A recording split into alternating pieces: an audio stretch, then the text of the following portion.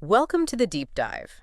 We're here to explore fascinating material, digging deep to pull out the insights that really matter for you. Hmm. Okay, let's unpack this. Today, we're embarking on a deep dive into a narrative, well, a story as old as time itself, one you probably think you know inside and out. Right, the Eden story. It's pretty much baked into Western culture, isn't it? Exactly.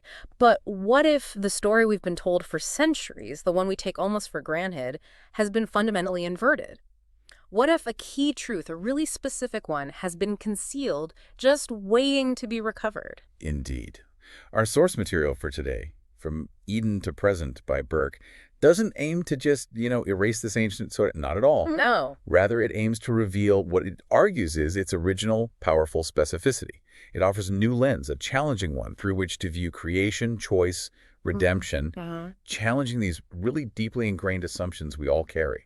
It asks us to consider a perspective that honestly shifts the very ground of our understanding. It's trying to convince us of something hidden. That's exactly it. Our mission for this deep dive is to explore this provocative reinterpretation, focusing really tightly on how it meticulously argues for the feminine as the true origin of creation and redemption. We'll examine the specific moments, the figures it reevaluates, showing how it builds, I think, a surprisingly convincing case for a perspective you might never have seriously considered before. Right. Get ready for some serious aha moments, potentially. We'll be looking at how this new perspective isn't just about, say, rearranging characters in a story. It's much deeper. Right. It's about fundamentally reevaluating core concepts, power, love, what it even means to be human. It aims to convince us that a specific narrative has been hidden, deliberately perhaps, and that recovering it offers profound insights for our present moment. Okay, so let's dive into the beginning, because here's where it gets really interesting right from the start. Our source posits that in the beginning was the source, a field of love. Okay, a field of love. Right. That's already a bit different. It is. And from this love, what flowed, not, the singular masculine figure we often picture, but, according to Burke, the womb of life, the feminine essence, containing within herself the seed of all things. Wow. Okay, so that's a major reframing immediately. Huge. What's fascinating here is how it repositions creation itself. The source argues the feminine essence isn't just involved in creation. It is the primordial ground. The ground itself. Yes, the origin point from which everything else arises, light and dark, water and land.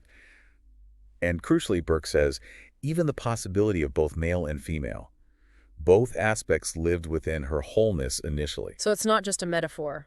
Burke presents it as the fundamental truth of creation. The text says God's nature is love, and love seeks to reproduce itself.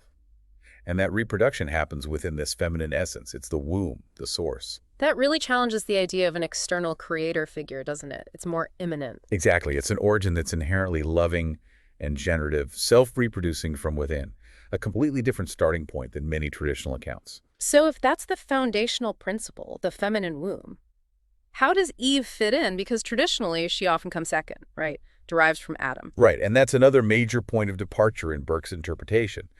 The source argues Eve emerged directly from this foundational womb. Directly from the womb. Yes, as the living essence of knowing and nurturing. This completely turns the tables on the traditional portrayal of Eve as secondary or weak or easily deceived. So no temptation narrative here. Not in the sense of weakness. Burke presents her with an entirely different set of qualities. She's portrayed as having a primordial, significant role from the outset. She's the direct embodiment of the source's knowing, generative nature. So if Eve embodies this knowing and nurturing essence, this courage, what does that mean for the tree of knowledge, that pivotal moment? It's usually seen as the fall, the big mistake. Well, this raises that critical question Burke wants us to ask. What if Eve's action wasn't a transgression born of weakness at all? What if it was an act of courage? Courage. How so? The source states, she carried the courage of the source to receive, to create, to love. And importantly, it calls her the first mirror of God's nature, specifically because God's nature was love, and she embodied that courageous knowing aspect first. Okay, so she acted first, not in weakness, but embodying the source's courage. That's the argument. She acted first, tasting knowledge, extending it to Adam, awakening the possibility of free will. She was curious. She saw that choice was real. It wasn't disobedience in the way we usually frame it. It was an awakening. Awakening, yes. Initiated by her. She's positioned as the pioneer, stepping bravely into awareness, not the one who caused a fall from grace. It's a total reevaluation of her agency. Okay, this is already shifting things dramatically. So what about Adam? If Eve is this primary living essence coming from the womb acting first, where does Adam come from in this telling? This is where the reversal is perhaps most stark compared to the common narrative. Adam doesn't predate Eve. He doesn't create her from his rib. That's completely gone. Completely reversed. Burke explicitly states, "From Eve came Adam, not as her master, but as her emergence, her other face." Her other face. So he comes from her. Yes. Not as her superior, not as her originator, but as emanation from her. A complementary expression. It's a significant shift in the origin story, right at the foundation. So if we connect that to the bigger picture, it's suggesting a dynamic where male emerges from female. Not higher, not lower, but expression from origin. Precisely. The text says Adam carried the spark of stimulus, the seed that activates what the womb already holds. Activates what's already there. Exactly. So male arose from female as expression from origin. Burke argues this redefines the foundational relationship. It establishes a hierarchy of emergence, maybe, but definitely not one of superiority. Male and female as complementary expressions of that first feminine origin. That's the picture Burke paints.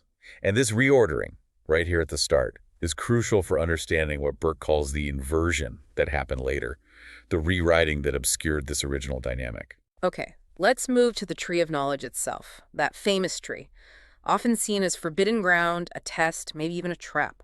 But Burke offers a different perspective on its purpose, doesn't it? Yes, and it's quite profound. What's fascinating here is the reframing. The tree was not forbidden as punishment, but dangerous because of choice. Dangerous because of choice, not punishment. That's a key distinction. A critical one. It wasn't about a punitive God setting a trap. It was about the awakening of duality. Eating meant knowing good and evil, self and other, love and power. The responsibility of free will entering the picture. Exactly, the profound weight of consciousness. And Burke emphasizes Eve again here. Courageous, curious, eating first, tasting that knowledge, seeing choice was real. She's the catalyst. So her act is one of exploration, opening the door. Opening the door to awareness, yes. Not defiant transgression in the traditional sense. Okay, so Eve embraces this knowledge, this choice, and then she shares it with Adam. This is the moment often called the fall, but Burke points to something specific happening here, a kind of transaction that altered everything. This is absolutely pivotal in Burke's argument. This is where the narrative argues the inversion truly takes hold. Eve gives Adam the fruit. She shares the knowledge, the influence, the choice. She extends the gift. Yes, Adam received it. But, and this is the core point Burke makes in receiving, he transformed that knowledge into dominion. Dominion. How is that different from Eve's knowing? Burke draws a sharp contrast. Where Eve sought knowing, understanding, communion with this new awareness, Adam sought mastery, control over it, external power. Ah, okay. Influence versus mastery. Exactly. And Burke presents this not as a subtle difference, but as the specific origin point of a destructive power dynamic in the world. The one that prioritizes control, hierarchy, subjugation. Over connection and shared experience. Precisely. It's the moment influence was twisted into dominion, a fundamental shift, setting humanity on a different path. And the consequences of that specific choice, Adam's choice for mastery. Burke makes an incredibly bold claim about this. Thus was born the archetype of the devil. Now, this isn't the typical image, is it? No, not at all. Not horns and a pitchfork. If we connect this to the bigger picture, Burke's definition of the devil is probably one of the most challenging parts of the text. How is it defined, then? It's redefined not as some external entity tempting us, but as the free choice to turn power outward, to master instead of commune. Wow. So the devil is a choice, a human choice. A specific human choice. Burke explicitly ties it to man's will to master, to externalize power, to worship fragments instead of love. The source is unambiguous here. So sin, or maybe separation, entered the world through man's choice. Yes, through man, in the presence of woman, via this specific choice of dominion over communion. The devil becomes an archetype, a powerful symbol for this internal human-generated impulse towards control and separation that leads away from love. That's chillingly relevant. It makes it internal, not external. Exactly. A foundational human choice with devastating, long-lasting consequences, according to Burke. Okay, so Burke lays out this specific original story. Feminine origin, Eve's courage, Adam's choice for dominion, leading to this devil archetype. But then, the source says, dramatically, the story was retold. Hmm. And this retelling wasn't just a slight modification. Burke argues it was a complete inversion, a deliberate rewriting. Flipping everything on its head. That's the core argument. Yeah. What's fascinating and disturbing is the focus on the deliberate act of rewriting history. Eve, the first knower in Burke's original telling, Courageous one. she gets cast as the deceived, the weak one, the source of the problem, blamed for everything, The scapegoat. essentially. And simultaneously, Adam, who Burke described as emerging from Eve, Her other face. he gets recast as the origin, the Yeah. primary figure, the one from whom woman came. It's framed not as a mistake, but as a conscious act of narrative control. Wow. So this inversion, Burke argues, profoundly reshaped how we understand our beginnings, our genders, everything. Precisely. It's presented as a calculated manipulation, hiding the original truth and replacing it with a version that served a different agenda, the agenda of dominion. So if Eve's role was deliberately diminished, blamed even, and Adam's was elevated, what else got pushed aside? What was obscured by this inversion? That's the crucial follow-up question Burke presses. What happens when you invert the origin itself? When you hide the source? Right. The source states that after this retelling, dominion became sacred, love was obscured, and the feminine womb of creation was hidden beneath layers of narrative. Hidden, so the very ground of being, this feminine essence, Became something to be suppressed, forgotten, even feared or demonized in the dominant story. Burke acknowledges it might have persisted as an undercurrent, hidden wisdom. like Sophia. Perhaps, but it denied its place in the main narrative. And Burke argues this act of concealment, this hiding of the feminine origin, had devastating consequences for society, power structures, gender relations, everything that followed. So, if this inversion took root, if dominion became sacred, if the feminine was hidden, what kind of world would naturally flow from that? What did Burke say followed this rewriting? Well, if we connect this to the bigger picture, Burke argues the world we got directly reflects Adam's choice of mastery. The source points immediately to Cain killing Abel, The first murder. described as brother against brother, the devil's archetype in action, born of envy, dominance. And from there, Burke traces this pattern relentlessly. What kind of pattern? Kings rising, empires expanding through conquest, religions often sanctifying mastery, blessing armies. The long pattern, as Burke calls it, is consistent. Court, temple, state. All structured around male-coded dominion as the template for rule. And the feminine principle in all this? Systematically minimized. In law, myth, custom. It was pushed to the margins. And Burke adds, men displaying feminine traits, empathy, nurturing, cooperation were often policed, exiled, seen as weak. So violence becomes... The currency of legitimacy, from personal disputes to international relations.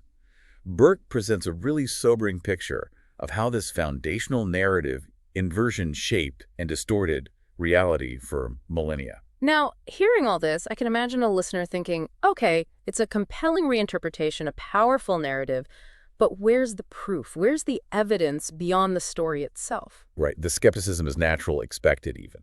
And Burke's source anticipates this. It doesn't just stay in the realm of narrative. It moves deliberately into historical and societal data to back up its claim. So it provides evidence that this archetype, this man as devil, the will to master, has actually shaped the world. Exactly. This is where the argument aims for specificity and empirical grounding. It offers evidence snapshots, pattern-level data, Yeah. trying to demonstrate how this male-coded dominion has manifested consistently across history, different cultures, different eras. Okay. And it's a pretty extensive and frankly quite sobering list. The goal is to show these aren't just random events, but part of a pattern stemming from that original inversion. So let's look at some of those snapshots. The source points heavily towards the 20th century, right? Industrial scale killing under male rulers. Yes, the scale in the 20th century is just staggering, and Burke highlights this starkly. Examples given include Hitler's regime, the Holocaust, 6 million Jews, millions of others systematically murdered. Unfathomable. Then Mao Zedong's great leap forward in China, scholarly estimates now put the death toll from famine and purges near 45 million. 45 million. And Stalin's rule in the Soviet Union, mass terror, the engineered famine in Ukraine, the Holodomor, killing millions plus millions more in purges and the gulags.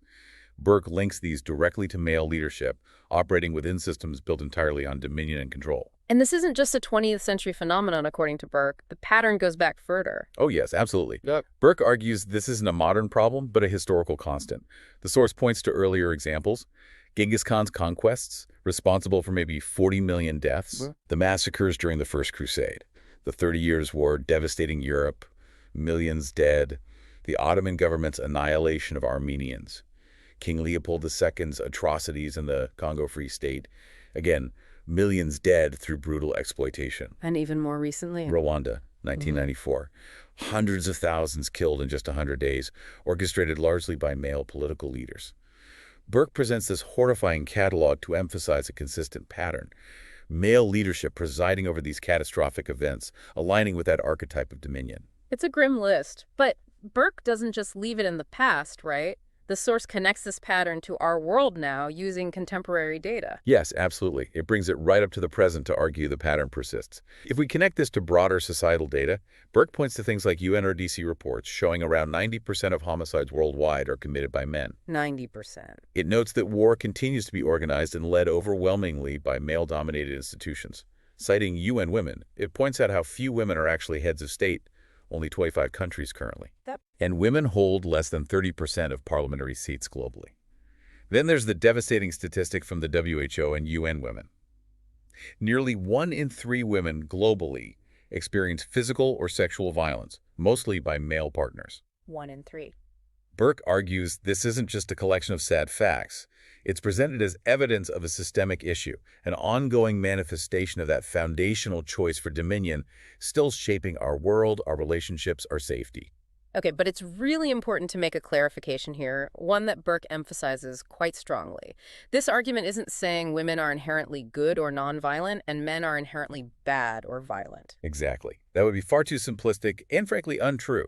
Burke avoids that biological determinism. So what is the argument then if it's not about inherent nature? It's about something structural. Burke calls it the operating system. The source clarifies, quite explicitly. The narrative's claim is not that women are inherently violent. It is that male-designed structures reward domination. Ah, okay, so it's the system that rewards domination. Yes. And in such environments, Burke continues, some women adopt the prevailing script. It shifts the focus from innate gender traits to the powerful influence of the environment, the rules of the game, the structures built on dominion. So the system itself shapes behavior, regardless of gender. That's the core idea, how individuals are incentivized or even coerced by the structures they find themselves in. That's a critical distinction. Can you give some examples Burke uses to show how women operating within these male-designed structures might adopt this prevailing script of domination? Sure. Burke addresses this nuance directly to reinforce the point about the system. It points to research on the queen bee pattern. Queen bee? Yeah, where some women leaders, often facing discrimination themselves, might distance themselves from other women and adopt more traditionally masculine, dominant traits to succeed within that male hierarchy, playing by the existing rules. Okay, I see. But Burke also gives more extreme, concrete examples of women enacting violence, but always stressing it's within male-built systems. Pauline Nyiramasuhuko in Rwanda, convicted of genocide, but she was minister within an extremist government structure orchestrating that violence. Right. Female SS guards, like Irma Gries in Nazi Germany, horrific brutality, but enacted within the apparatus of the Nazi state. Or even female heads of government, like Margaret Thatcher prosecuting the Falklands War, acting within established male security paradigms and institutions. So these examples aren't showing women are inherently violent? No, Burke argues they show the power of the operating system. They highlight how the structure itself, designed around dominion, can compel or reward such behavior, even from women who enter it. It reinforces that the primary issue in this view is the system. Okay, so if the system, the operating system rewarding dominion is the problem, what happens when women are empowered not just to fit in, but to actually change the system, to bring that original feminine principle back? Does Burke offer counter-evidence? Yes, and this is where the argument becomes quite hopeful and provides strong support for the main thesis. If we connect this back, the source points to significant counter-evidence. Like what? Large-scale studies, UN Women summaries.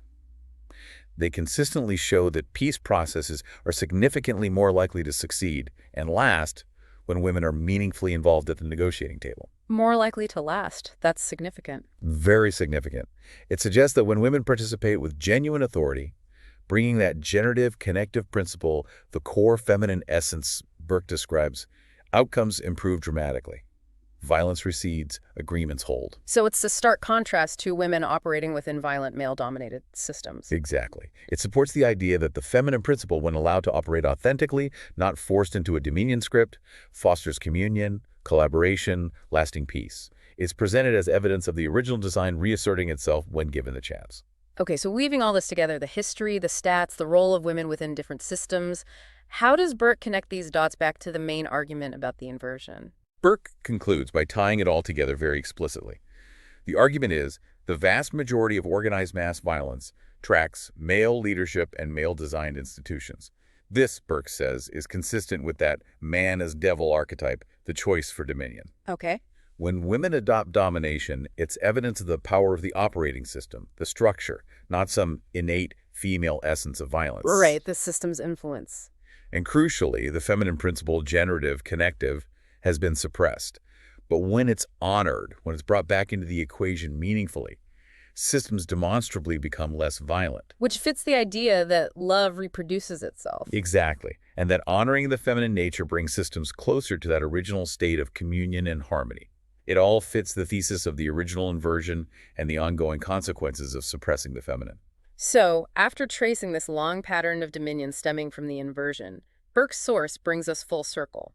It doesn't just leave us with the problem, it presents a reconciliation, from the first Eve to a second Eve. Yes, it's presented as a deliberate counter-narrative, a mirror image almost. A way back. A restoration, exactly. What's fascinating is how Burke argues this isn't about erasing the Eden story, but revealing a hidden design within the larger narrative tapestry. This second arc, focusing on Mary and Christ, is positioned as a profound, purposeful correction. Setting upright what was turned upside down. Precisely. Reestablishing the feminine as the vessel of divine intent, correcting that historical distortion. Okay, so Mary is presented as the second Eve. What makes her fundamentally different from how the first Eve was portrayed in that inverted narrative, the one that blamed her? Burke is incredibly specific here. The source states, "A woman was chosen, Mary, whose womb was pure."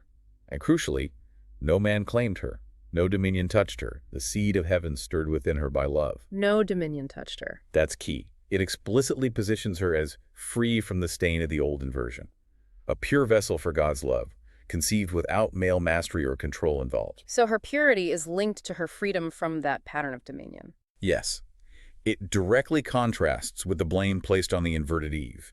Mary represents an untainted return to the feminine as the direct, unmediated origin point for divine intervention. A fresh start. And from Mary comes Jesus, the Christ. How does his role, specifically in Burke's interpretation, act as the counter-Adam? How does he directly oppose Adam's choice for dominion? This is central to the reconciliation arc. Yeah. If Adam chose dominion, what did Christ choose? Burke presents Christ explicitly as the counter-Adam. How so? Where the first man chose dominion, this man chose communion. Where the first spread hate, this one embodied love. It's a direct point-by-point contrast. Dominion versus communion, hate versus love. Exactly. And Burke emphasizes Christ is born not of man's power, but of woman's essence and God's love. This links him directly back to that feminine origin principle. Adam is tied to separation, the devil archetype. Christ embodies unity, love, God's true nature. And his birth from Mary alone is presented as the ultimate proof, the undeniable evidence within this framework, that the feminine holds the power of creation and salvation. It's positioned as the direct rebuttal and correction of the inversion. Christ's life is the message of communion over dominion. What about Joseph? He often gets a sort of traditional patriarchal protector role. How does Burke reinterpret him to fit this rebalanced picture? It's a really interesting and subtle point. Joseph isn't the seed, obviously. Burke presents him instead as the witness and protector of the woman's story. Witness and protector. Yes. His role was crucial, Burke argues, precisely because he legitimized Mary in a patriarchal world. He shielded her truth, the truth of Christ's divine origin through her alone, from being erased or dismissed. So he didn't claim mastery over her story? No. Burke says, in Joseph, the narrative is subtly rebalanced. The man stands beside the woman, not above her, so that her role as origin might remain visible. He becomes a model of the masculine aligned with the feminine, protecting the truth, enabling communion, not asserting dominance. An archetype of the redeemed masculine. That's a good way to put it. Supporting the feminine truth, not suppressing it. So pulling this whole grand narrative together, from Eden to this reconciliation, What's the final overarching message about the feminine's role, according to Burke? The conclusion Burke draws is powerful and cyclical. It's summed up as, the first Eve revealed knowledge and birthed man who chose the devil. The second Eve revealed love and birthed man who chose God. Wow, a complete arc. Yes. The feminine is shown as origin twice, first in creation, then again in redemption. And the source concludes emphatically, driving the core argument home. For the nature of God is love, and love is womb, and womb is woman. Love is womb, and womb is woman. And Christ, born of woman alone, stands as eternal evidence that the feminine holds the power of creation and salvation. That's the cornerstone. The feminine is the undeniable ground, the vessel, the source for both our beginning and our ultimate return to love. A truth hidden, Burke argues, but now revealed. Hashtag tag tag hashtag outro. Well, this deep dive has certainly unpacked a very specific, very compelling argument, a radically different perspective on a truth we thought we knew. We've seen how Burke's source meticulously argues its case, the feminine as origin, the inversion, the long pattern of dominion, and finally this powerful reconciliation through Mary and Christ. It really challenges centuries of narrative. It really does. The source offers this potent framework, suggesting, quite movingly, I think, that the story started in Eden is not finished.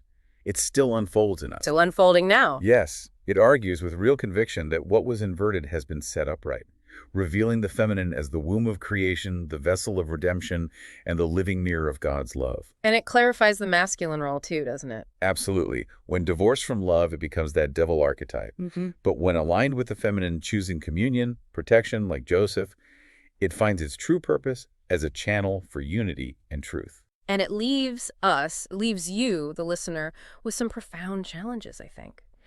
Joseph reminds us man's place isn't above woman rewriting her story, but beside her, protecting that truth. Right. Christ reminds us redemption isn't just some future event, but possible now, whenever love triumphs over dominion. And woman, through both Eve and Mary in this telling, reminds us that the source of God's very nature, creating, nurturing, reproducing love, rests fundamentally in her essence. A truth obscured, but recoverable. It all circles back to that core idea Burke hammers home. Love is the seed in the womb, the origin and the return, and the implication. To honor woman is to honor the very nature of God, for through her both man and salvation entered the world. Quite an invitation to re-examine everything. It really is. So for you, our listener, here's a final provocative thought to carry with you from this deep dive. If this argument holds weight, if the deepest truth of our origins and redemption lies in recognizing the feminine as the ground of all, what daily inversions, maybe small, maybe large, might we still be perpetuating in our lives, our relationships, our communities, our workplaces? Yeah, where might we still be choosing dominion over communion, perhaps without even realizing it? Exactly. And how might consciously realigning with this recovered truth, this emphasis on the feminine principle of love and creation, actually shift our choices right now, today, and shape a different kind of future? A more whole, more communal, more loving world. Lots to think about there.